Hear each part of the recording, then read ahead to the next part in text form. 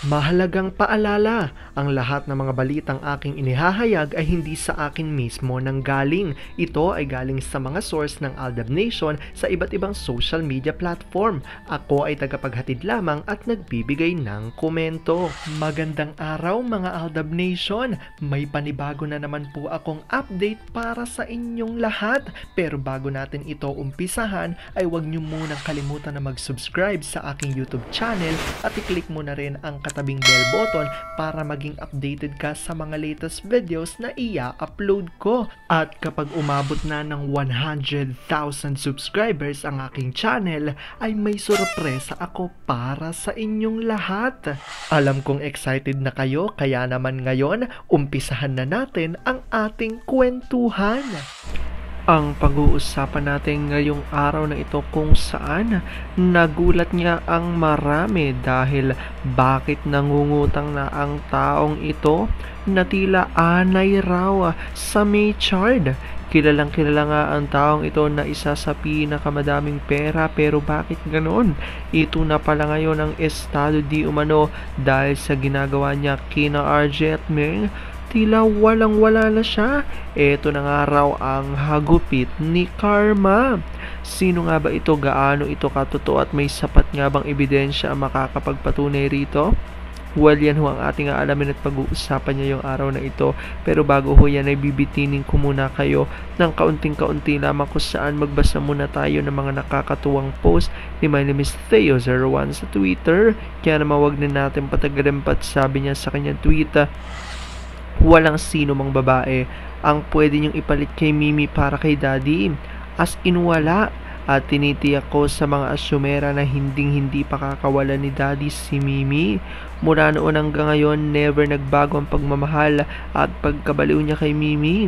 Abot langit pa rin ang bakod niyan. Lahat binibigay niya rito. Sa hindi nakakaalam ng sitwasyon nila, akala nila'y sobrang kawawa si Mimi sa piling ni Daddy. Ang hindi nila alam na halos lahat na makakapagpasaya kay Mimi ay binigay ni Daddy. Beach, restaurant, bar at kung ano-ano pa'y binigay niya dahil yun ang hilig nito. Ang hilig lang naman ni Daddy ay si Mimi, makipaglaro sa mga anak. Si Mimi hindi pala hingi kay Daddy, hati nga sila sa mga gastusin sa bahay. Kahit anong pilit ni Daddy na siya na mag-provide sa lahat, gusto lang ni Mimi na may ambag siya. Pinaliwanag naman niya ng maayos kay Daddy, kaya dun siya bumabawi sa mga mamahaling regalo. Milyones talaga, mahal niya talaga, sobra. Alam ko tuwa-tuwa kayo sa ating binasa, pero ngayon pag-uusapan na natin ang ating main topic.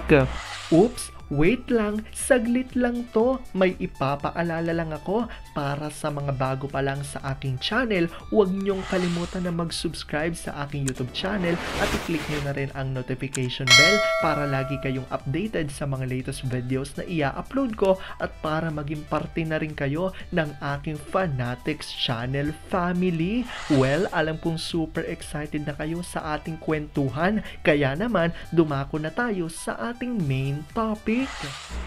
Gaano nga ba katotoo? Kung saan, bakit nga ba nangungutang na ang taong ito na tila anay sa mag-asawang Maychard? Alam naman ng marami na etong ang taong ito ay isa sa pinakamayaman, ngunit eto na raw palang estado niya ngayon dahil sa di umano yung mga ginagawa niya kina RJ Mel. Tila walang-wala na siya dahil sa hagupit nga ba ito ni Karma? Sino ito? Gaano ito katotoo at may sapat nga bang ebidensya makakapagpatunay rito?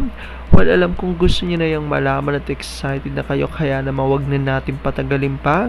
Unang-una na nga dyan galing sa tweet ni Vampire 2019 at sabi niya rito, ang mga laos yan, sila ang gumagawa ng paraan para sila ipagtawanan. Ang lahat ng pagkukunyari at kasinungalingan ay nagawa na nila dyan sa tae show. Pero hindi naman nadagdagan ang kanilang yaman at ang isa sa kanila ay nangungutang pa. Mga mapaglin lang. Kahit anong gawin nila sa baklang look-alike, booking pa rin. Ito lang yan TVJ. Kung totoong main yan at babae siya, ipwesto nyo siya sa harapang kasama ng 3 babae. Bakit nilagay nyo siya sa likuran at halos kasing taas na siya ni Ryan? Dami naman yatang himala na nangyari dyan sa tae show nyo. Ang lahat ng kayamanan ng Tarilaos yan ay kanilang iiwanan kung may matitira pa. Pag sila'y hinila na ni Taning, sana ngayon pa lang tigilan na nila ang pagsisinungaling at gumawa ng mabuti sa bibis natin habang sila'y humihinga pa. Pero wala tayong magagawa sa mga matatanda na may demensya na at matitigas pa ang ulo. Ano na ang news kay Merida Storm? Pantay na bang balat? Hindi na ba sumasakit ang kanyang likuran? Kumusta naman ang negosyo nila? Humihingalo pa rin ba? Akala mo kasi sinong santa yung palay bruha sa lahat ng bruha? Sabi naman ni Gabriela Sayagaya, sa kasinungalingan ng 3 century ay pinagtatawanan, walang maniwala maliban sa binayaran. Ilan ang 3 centuries sa kasamaan ng mga ulol, unti-unting naubos ang pera ng 3, lalo na sa 1 century, Aldab will be back. At ito na nga revelasyon galing kay Mamila Kambal at ayon sa kanya, blind item, true kaya na may isang kilalang aktor, producer na sinabing nangungutang ng 50 million sa isang sikat na aktor. Ngunit tinanggihan. Naka-invest daw sa mga business ang pera ng sikat na aktor. Kapalaran niya naman, minsan nasa taas, minsan nasa ibaba.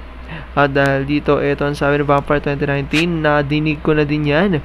Yan sigurong isa sa rason kung bakit hindi siya sumali sa MMFF noon. Wala nang ibubuga, mga iika-ika na pero akala mo kung sino. Aldab will be back.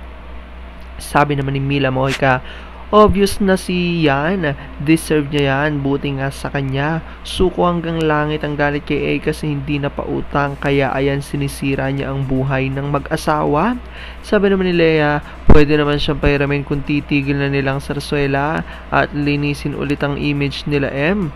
Kaya siguro lumipat kay dun sila nakakahiram. Ayan nga at walang malinaw na revelasyon ang sinasabi ng mga Aldab Nation kung sino nga ba ang taong ito. Ngunit tila may pahint dito na malapit nga raw ang taong ito sa Maychard noon, na ngayon ay tila sumisira na di umano sa Maychard dahil sa mga pangyayari ng sarsuela. Alam ko kahit na gano'ng marami pa rin sa inyo mas lalo ngayong kumakapit at naninindigan na Aldab Maychard is real, pero sabi nga natin na kahit na ano pa man na maging desisyon ni na Aldab at May sa kanilang buhay, karera at buhay pag-ibig, ay kailangan natin sila supportan, kailangan natin itong tanggapin ng buong buo dahil yun ang kanilang deserve. At yan ang aking update for today's video.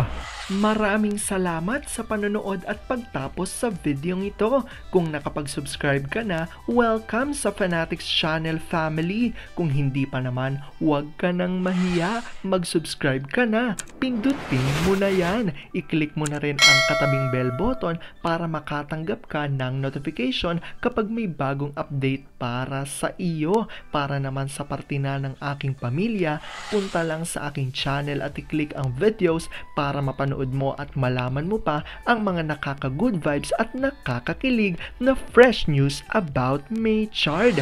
Muli, ako ho ang inyong lingkod na patuloy na maghahatid ng good vibes every day. Thank you mga Aldab Nation. Ingat!